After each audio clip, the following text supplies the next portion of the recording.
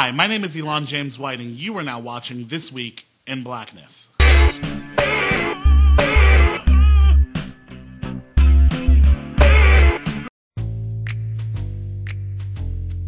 What is going on, folks? We are back. Episode 7, Season 3 of This Week in Blackness. Yes! And we have not alienated our sponsor yet, so that's a win in our corner, you know what I mean? I can't say about this week, but let's see what happens, shall we? So, I've been thinking, because last week's episode was called The Blackest Summer Ever, and I was wondering, why are we so covered in race right now? Like, why can't we get out of this racial hole that the country seems to be in, Perhaps the country really is ready for that national conversation on race that we need so badly. Maybe people are just tired of the mystery and they finally want to know why the caged bird sings? That doesn't even make sense. Perhaps the reason why race is raining down upon us is because the right wing has realized that that's the best way to scare white voters.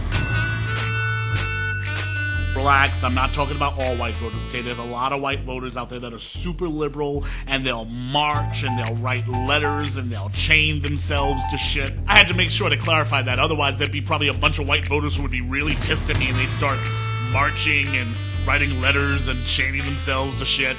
The white voters I'm talking about are the middle-of-the-road white voters, The white voters who don't necessarily dislike Negroes, but they probably don't know a lot of them, and they're not jumping up and down at the opportunity to go have brunch with them. Which, really, you totally should. Black people brunch hard, okay? It is not a game, alright? Have you been to a black brunch? There's, live music, there's, a sick buffet, there's, church hats. It's fucking awesome.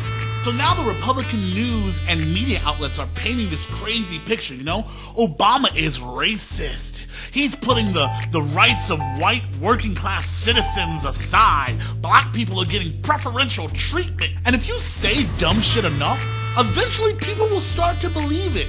Prime example, Sarah Palin's entire career. I know, I sound like some big liberal Democrat, and the fact is I don't consider myself a big liberal. I consider myself anti-evil.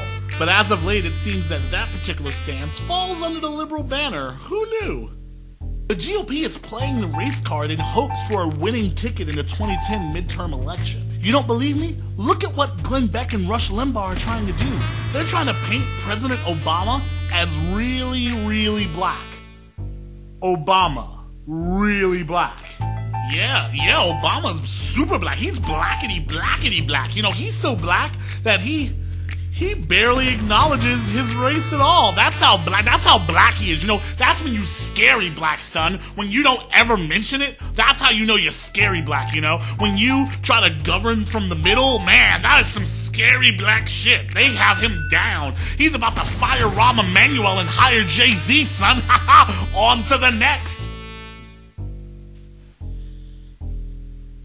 But that's the plan, to scare white voters, Tell them that they're not even going to be able to vote soon because there's scary Black Panther is going to stop them. Tell them that healthcare reform is actually a secret pact so that it can actually give black people those reparations that they've been wanting so bad. Tell them that affirmative action is just stealing jobs from good working class white people. It has nothing to do with the history of this country at all.